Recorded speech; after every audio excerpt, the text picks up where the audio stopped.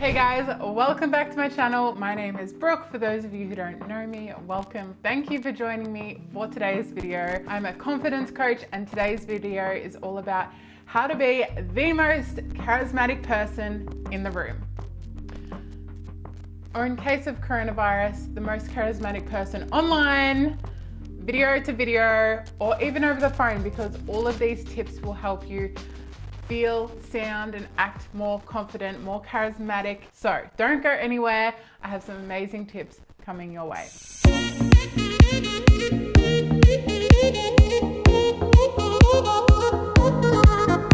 If you want more on confidence, self-love, all of that really good stuff that's going to help your mind and your body learn to accept and love yourself, then head over to bybrookelindsay.com or bybrookelindsay on all social medias. I'm most active on Instagram, so head over there.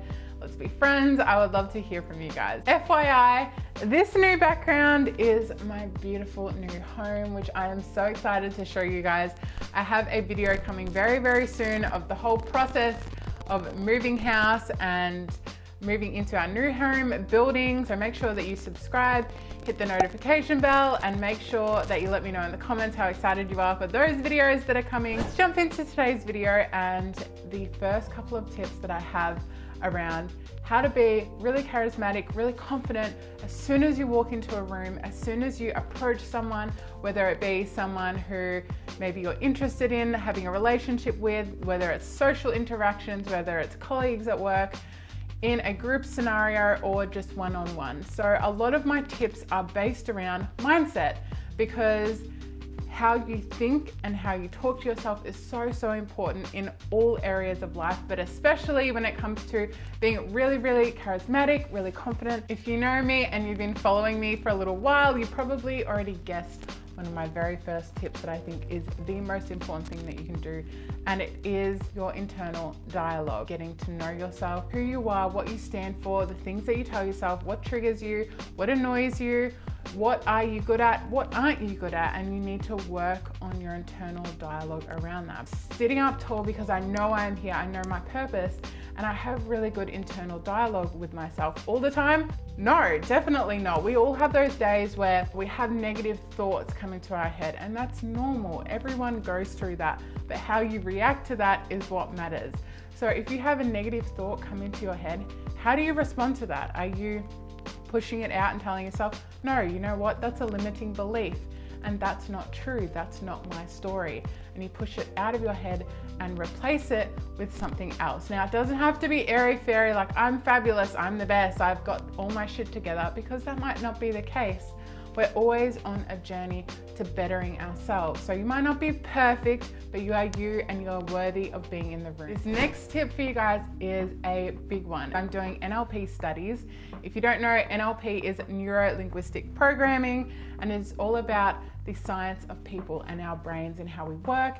And a lot of how you can become the most magnetic person in the room, the most confident, is a lot to do with how you make others feel.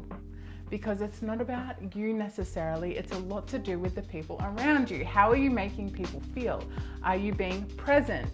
Are you being inclusive?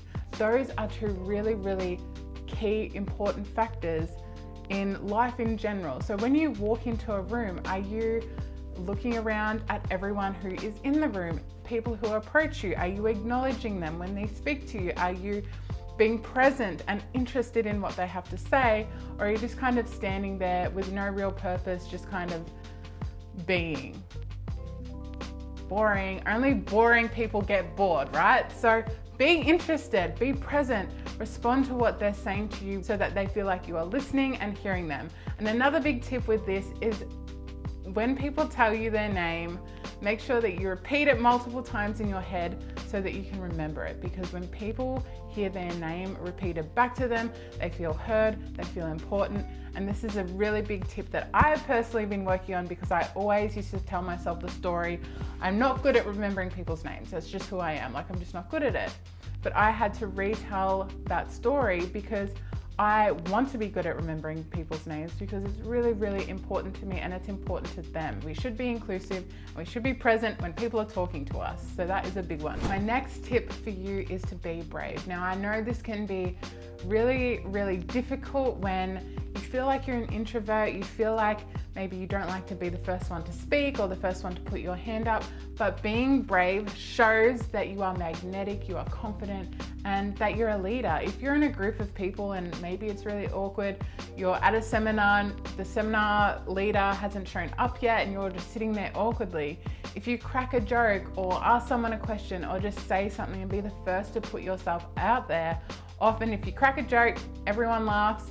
Or if they don't, then it's just like, then you laugh at yourself, you know what I mean? But you break the silence, you break the awkwardness, and then you invite others to feel confident and then to chime in as well. But everyone will remember the person who went first. We have to push ourselves outside of our comfort zone to be able to see what we're really capable of achieving. Which leads to my next tip, which is to speak with conviction. Not even just speak. If you're on the phone, yes, speak with conviction, but just have conviction. That's what I was looking for. Believe in yourself and your worthiness and what you have to say. If you walk into a room and, like I said before, try to crack a joke or try to do something, but you say your joke and you're like, oh, I really want to be the first to say something or like put myself out there, but I'm a little bit scared, and you kind of just say it and then it flops, you're going to feel worse off. If you had have just spoken up and spoken with conviction, said your joke or said whatever it is you have to say, you would get the reaction you want. So slow down, breathe, speak with conviction, and people will believe in what you're telling them. My next tip is don't lie, because when we lie, people then expect this of us. They expect that even if we say we're in the car, we're 10 minutes away and then we're really 45 minutes away, right? They expect that from us then. So they're no longer magnetized by us and it takes away your shine.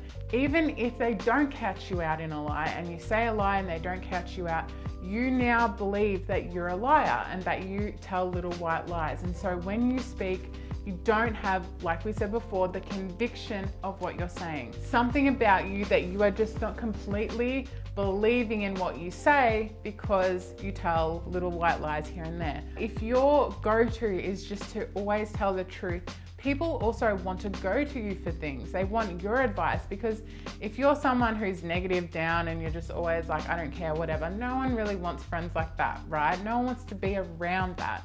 But if you're on the other end of the scale and you're always like, oh my God, no, you're fabulous, you're amazing, everything's perfect, like don't change a thing. It's just like you don't necessarily believe that either. So there has to be a happy medium where you tell the truth and your thoughts. And when people come to you for advice, you can give it to them, but ultimately it's their decision. So you are just the peacekeeper, I guess, in a sense, that you give them your advice, but at the end of the day, it's their decision. And if you are that person that people know that you don't lie, you keep it real, that is magnetizing. Okay, of course, this tip had to come into the mix of things, and it was probably one of the first things you thought I was going to talk about, because when you do think of confidence or being magnetizing, everyone says body language, which is so important. But my thoughts are that before body language, you really need to get down pat your belief in yourself and in your internal dialogue and everything that's going on up in here, up in your mind. Could you fake it till you make it? Yes, you could. But also people pick up on that. People realize if you're faking it, and people want genuine. If you genuinely accept, love, and believe in yourself, people will notice. They will feel your confidence, feel your magnetism, and they will pick up on that. You have to start from the inside out. But then once you get out, it is so much fun because you can pick up on things from other people as well as yourself that you notice is and isn't so confident. If I'm sitting here with my chest up, my shoulders sort of back and down, I'm confident. I know what I'm talking about. I feel good in what I'm saying. Versus if myself or someone else was maybe, for example, if I'm sitting here filming this video and I was kind of like hunched over and I wasn't like, I didn't have, the different octaves, and I kind of, there was some ums and ahs in there, and I'm talking like this, which I've done before, and you're probably over it, but that just shows what a difference it makes to stand up tall, to like pull from the top of your head. It's like modeling, and they would say like a string is pulling from the back of your neck and you're just pulling yourself up. So it's like you're on a catwalk and you're walking down the catwalk and you know you got your shit sorted. Hold yourself with confidence. There's different forms of confidence and being magnetizing, right? Someone like myself who's maybe a little bit louder, a little bit more out there, a little bit more bubbly, that is fine. That is my form of confidence and charismatic behavior. Sometimes I'm not this bubbly, I don't have this much energy, and that's okay. But other people, their quiet confidence might be what makes them the most magnetic person in the room. They stand tall, they might have their hands by their side, they listen, they take in what people are saying. You know that person who just looks you in the eyes and just makes you feel heard? They don't have to say a lot, they just want to listen. And that could be you. You could be, someone who's a little bit more introverted, but you can still be charismatic in your own way. There are different forms of confidence. So just know that even if you do feel like that you could never be confident, confidence is a muscle. It is something that you train daily. You are not born confident. Yes, there are certain aspects of your life that could make you more of a confident person than others, but if you want to be confident, if you want to walk into a room and be seen and be magnetic, you can be. You just have to work on it daily and work on these tips that I'm giving you today, and you can be super confident in your own way. So that was one of my last tips: body language, facial expressions. Are you looking the person in the eye? Are you attentive to what they're saying? Are you responding in a way that shows that you're listening? All those things are so important. So those are my tips to be the most charismatic person in the room.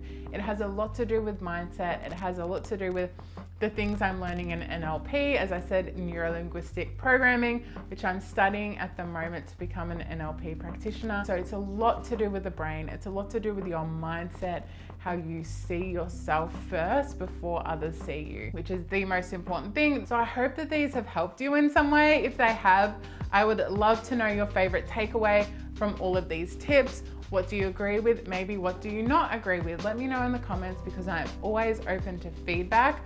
If you have any additional tips that make you feel really magnetic or confident, please, please, please leave them in the comments down below. If you did enjoy this video, please hit the like button and subscribe so you don't miss any future videos, including our house building journey. So I hope you have a beautiful day and are having a beautiful life as well. I will see you in the next video. Bye, guys.